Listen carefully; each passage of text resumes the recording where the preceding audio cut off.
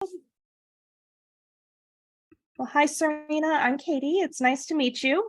Hey, Katie. Hi, everybody. This is Serena Franchini, and she is a registered nurse and owner of the Healing Fawn Inner Child Work and Somatic Therapy.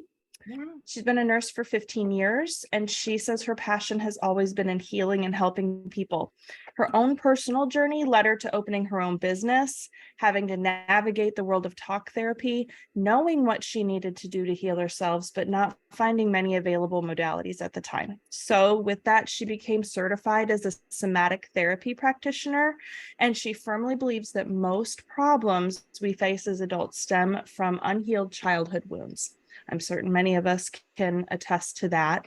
Serena believes that if people work on inner child healing and regulating nervous system states, they will see authentic transformation in themselves and with those closest to them. Serena wants to spread the message that trauma should not be a word we are afraid to use, as 75% of women have experienced it in some capacity. The more we talk about it, the more awareness we continue to bring to heal from it.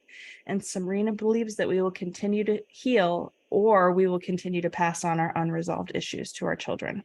So, with that, I'd like to welcome Serena Franchini and the Healing Fawn Inner Child Work and Somatic Therapy. Thank you so much for joining me today. I'm really excited. You're my first guest expert in the program, and so you have that distinct honor. Yes, I'm Um, so excited. Thank you for having me. I am so excited to hear what you have to say. This is just really unique and new to me, and something I can definitely see as being a part. In nursing, they're now teaching, finally, if you have patients that you can't get um, relief, if you can't get physical and medical relief, one of the questions that leads to answers is, have you experienced childhood trauma? And trauma doesn't necessarily always come in the form of sexual abuse or violence or loss. Trauma can come in many, many forms. So I'm going to turn over the platform for the most part to Serena and let her share. We've got about 20 to 30 minutes with her today. Serena, can you tell me what is somatic therapy and how is it different from traditional therapy? Yeah, absolutely. So somatic, the word somatic really comes from the prefix soma, which is of the body. So somatic therapy basically is working with the body, so finding memories that are stored within the body, and I'll explain that in a minute, but working with the sensations of the body. It's more about what we're feeling in our body than the words or explaining like a story or verbalizing what happened. Okay. With trauma, anything traumatic that went unresolved and or up to 3 years old, those memories are not stored in the retrievable part of our mind, of that the prefrontal cortex, that left brain. It's not online, so they're fragmentedly stored in our body. And Mm, that's why when you go to talk therapy and you have these traumas that went unresolved, you might feel better like in the session because you have someone supportive listening to you, but then you're kind of living the same life. You're not seeing real change. You're repeating the same patterns. You're seeing the same relationship patterns. You can't, you're not really changing because that change is within the body. Very interesting. I'm so excited to hear more. So, who benefits from your work and what exactly is inner child work? Who can use this type of therapy? Well, I think everyone, you know, everyone can benefit from this kind of work. I think that as a culture, this is all new.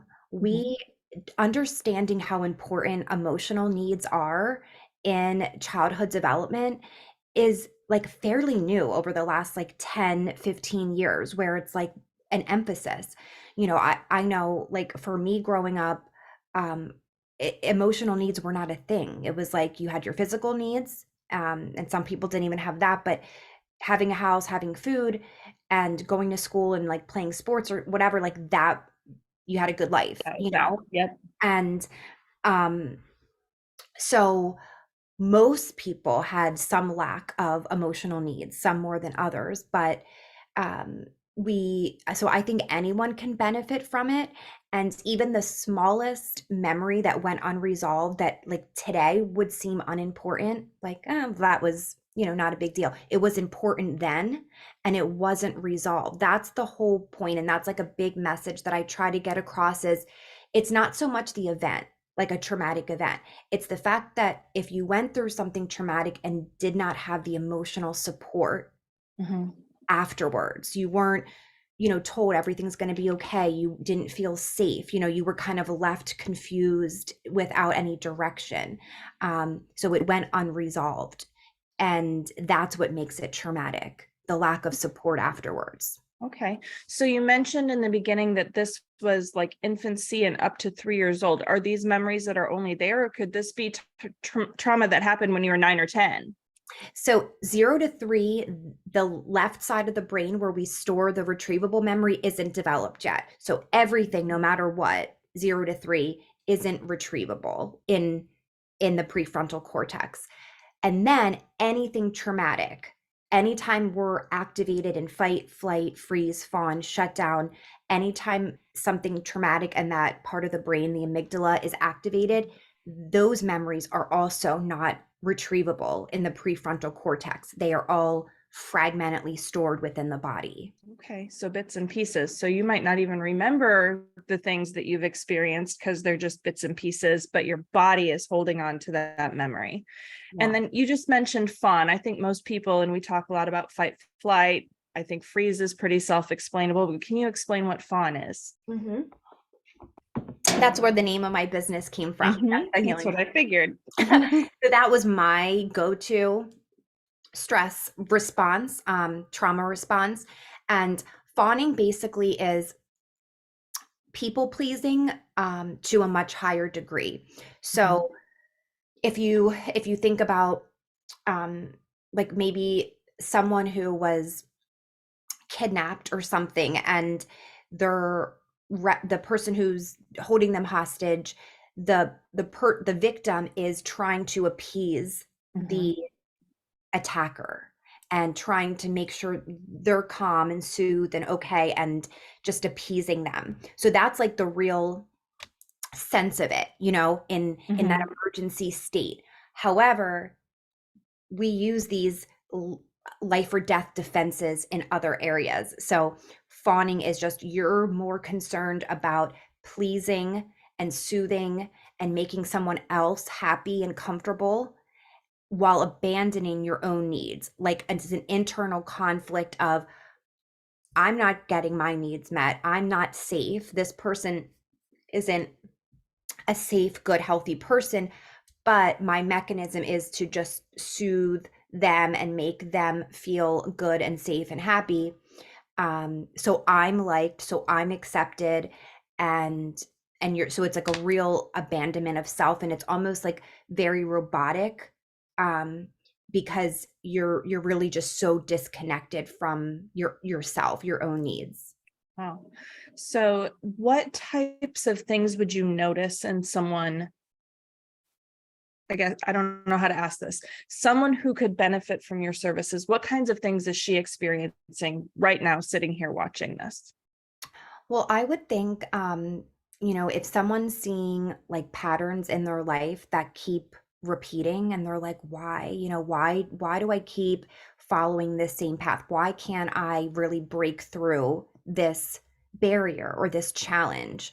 Um, that's when you keep seeing the same repetitive barriers, it's usually something much deeper. And this work will really help get to that. So that's like the one thing. And that can be relationships, that can be like self-worth issues, that can be addiction issues, you know, there's but just repetitive patterns is a real big one where you feel like you've tried everything Mhm. and you still keep seeing the Same same results. things over and over again. Mhm. Awesome. So you talk about a nervous system in our initial chat. You were talking about the nervous system and how everything is connected in your body. How do those relate? How can regulating that nervous system and getting in touch with your body? One of the things we talk about in Unlock so much is like listening to your body. And the first thing we learn to ignore as women very young is when to pee. Like we're conditioned very young to stop listening to our body. So how does regulating your nervous system, listening to your body, understanding what your body's telling you, kind of alter your mental and physical health and then thus your overall well-being? Yeah. Well, so when I was kind of explaining how the trauma is fragmentally stored in the body, Mhm. specifically the nervous system. So that is where specifically these fragments are stored.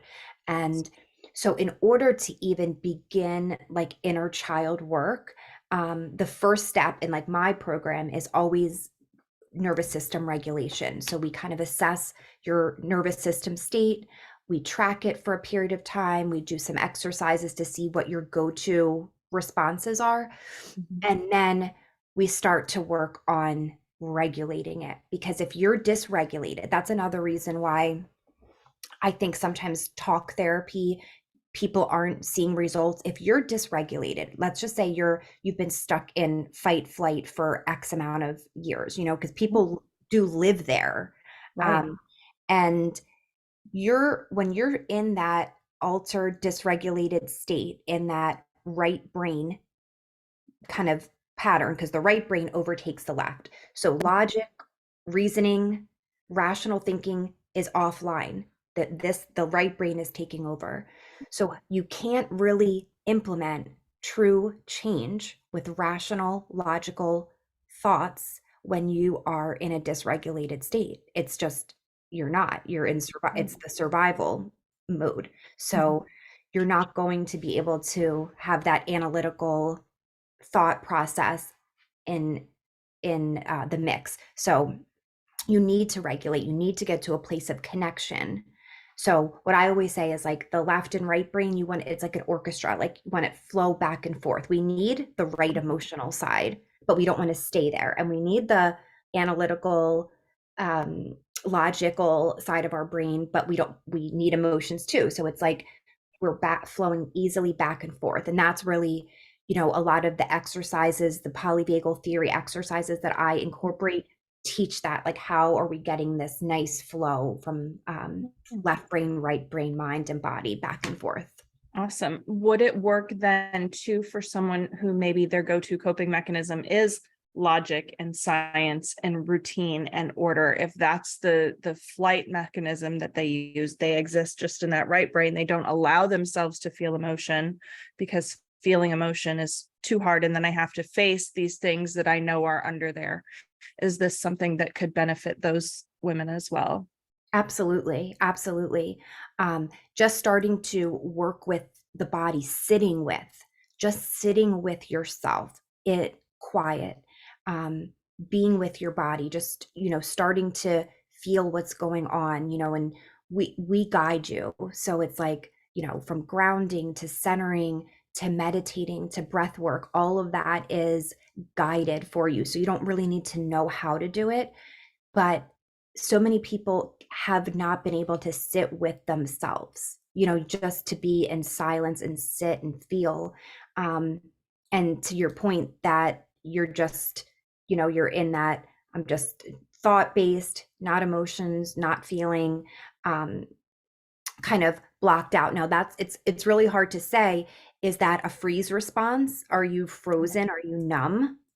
Or Mhm. so it would take some assessing, but absolutely, because those when you're sitting with the sensations of the body, you will just naturally start to feel. So that would absolutely be helpful for a person in that situation. Awesome. Would you like to kind of walk us through? You mentioned your program. Do you have like a step-by-step phase that you take, or is it kind of around the way, depending on what each individual person needs? If you want to walk us through your process, that would be amazing. Yeah, so it's kind of there is a process, but I'm always modifying it because I'm always like adding and taking things out, and because there's so much to this. It's like such a huge um area to cover, but you also want to simplify it for people as well. So For inner child work, I have 4 steps. So that's connecting to the inner child, soothing the inner child, considering the inner child, and then including the inner child. So the first part in connecting is where we look at the nervous system regulation piece. Um, so that's usually in like 1 and 2 of my 6 sessions. Um, so we're doing nervous system regulation, awareness of family systems. We look at boundary work, unhealthy connections to toxic people, toxic family members. We use some tools to kind of assess that. So that's all in connecting. We can't connect to our inner child if we're not connected to ourselves. Mhm. And if we still have all these unhealthy entanglements, they're in hiding. They're Mhm. deep in hiding, and they need to feel safe in order to slowly start to come out. Um, the soothing is where we just try to sit with the inner child's, like any memories that might come up. We do inner child letter writing. We have several exercises we do with that. And really teaching the client that now they are in the driver's seat, that they are the loving parent now, and to use the adult version of them to take care of and to soothe this younger version of themselves. So the 6, 7, or 8-year old, when we say inner child, it's like 6, 7, or 8-year old you.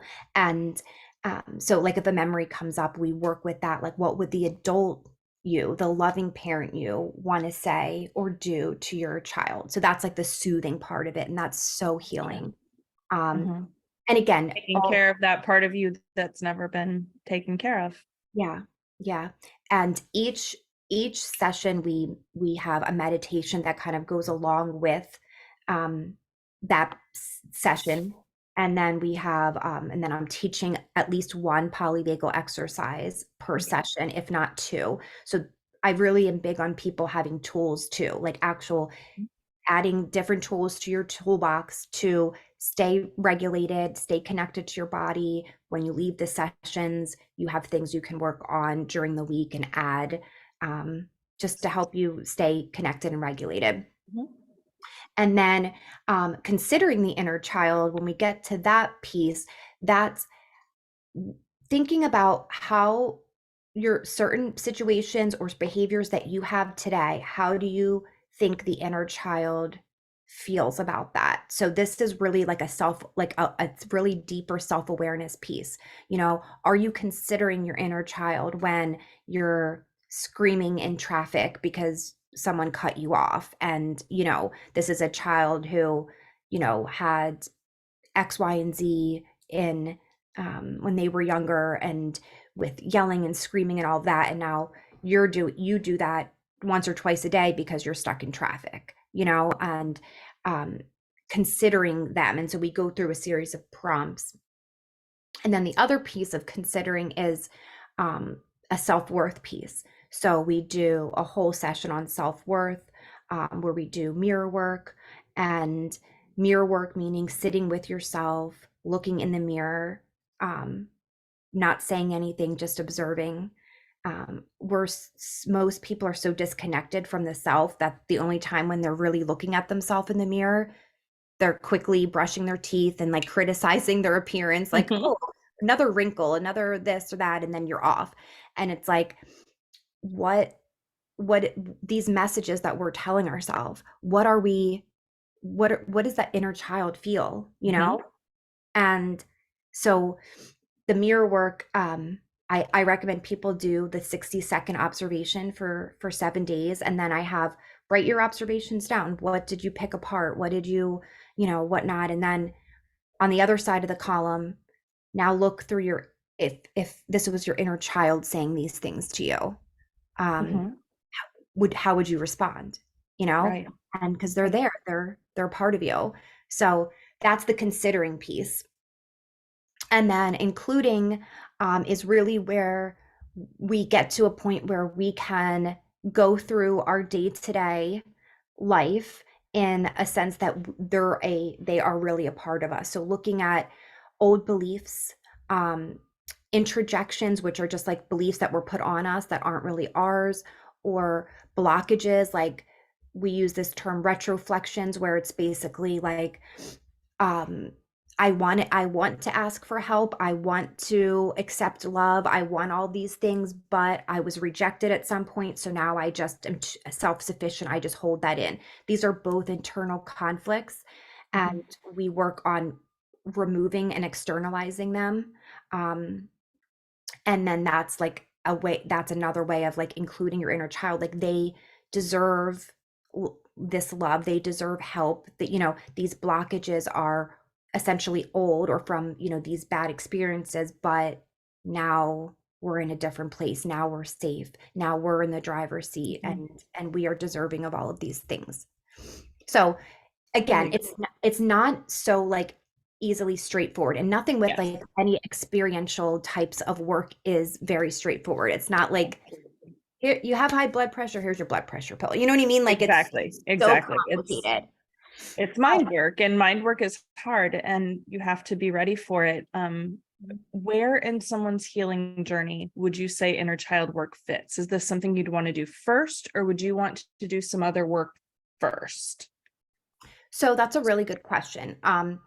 I think the requirements that I feel, someone has to be in a place where they're open and curious to themselves. Like some people feel like maybe when they get out of like a very stressful situation, they just want to vent. They just want someone to talk to and just vent, vent, vent, Mhm. and just get it out, right?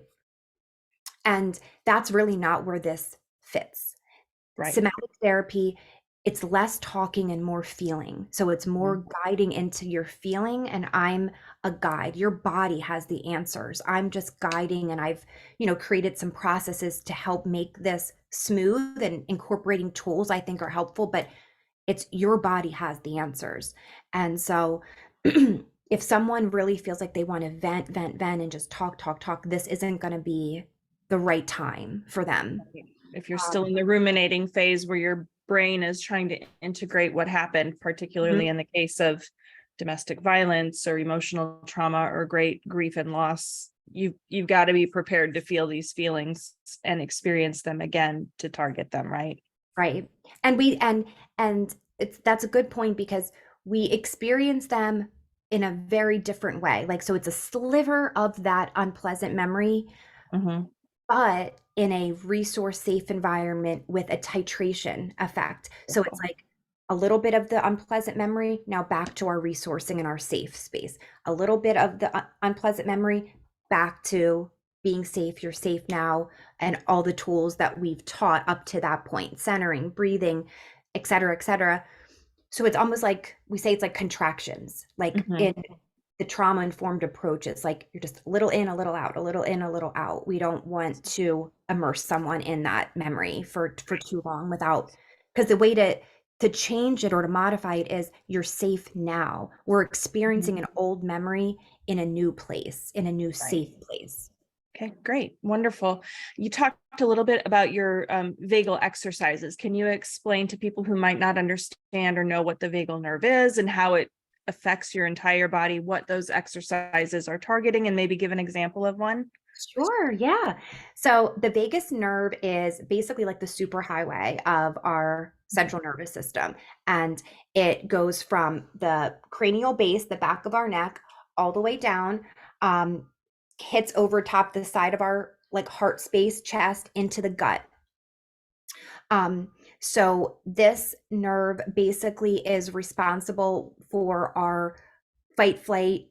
Whenever our nervous system is dysregulated, this vagus nerve is what's basically affected. It's the superhighway. So what we want to see with the vagus nerve is we want to tone it. We want to have it regulated, and this is also where like the mind body connection is. This is where it's usually blocked, where the vagus nerve comes into the cranial base. You know, we're compressed, our posture, we're hunched over, our necks are down in our phone and our computer, and that flow, that vagus nerve to flow up through the cranial base, is blocked. So we want to tone the vagus nerve. The more we tone the vagus nerve, we can regulate our nervous system, be more in a calm, connected, present space.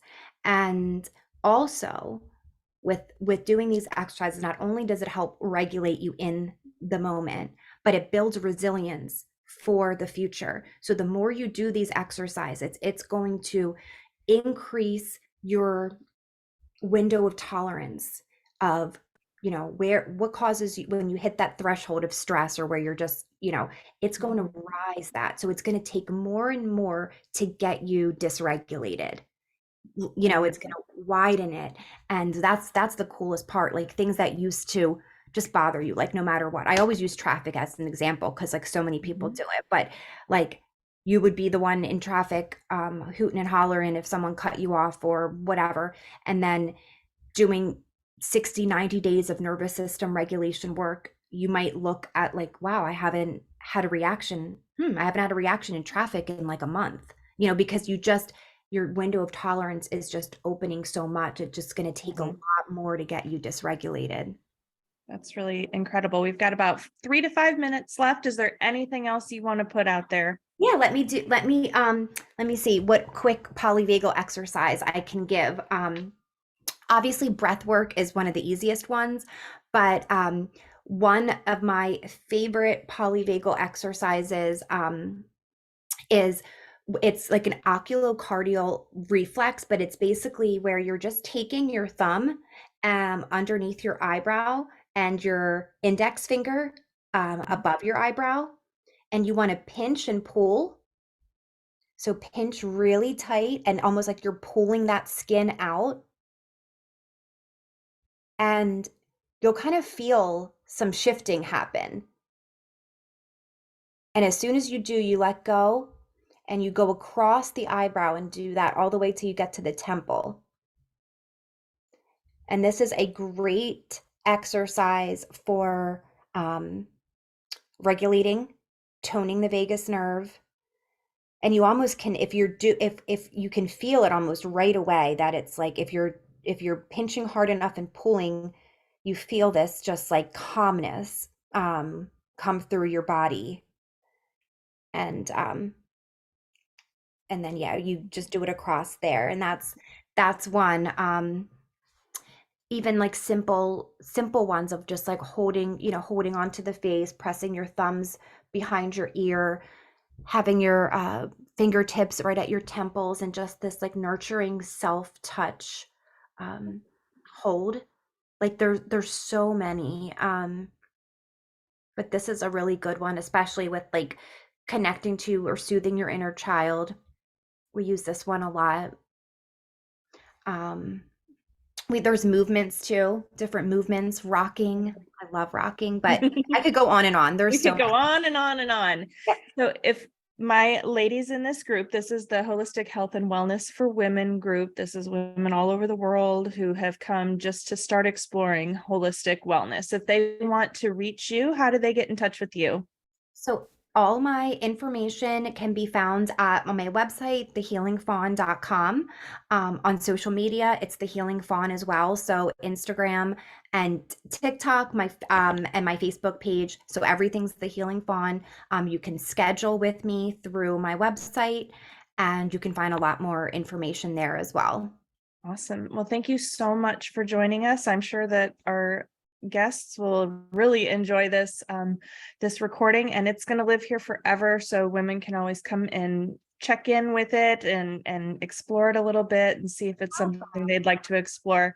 I'm really excited to hear more. Serena's going to join me in the Unlock group and present a 1-hour live class actually today, an introduction to inner child work. So that will also live forever. So if you join us in the future in Unlock, you'll be able to take advantage of Serena's wonderful 1-hour class. So we will sign off now. And thank you so much for doing this with us today. Thanks, Katie.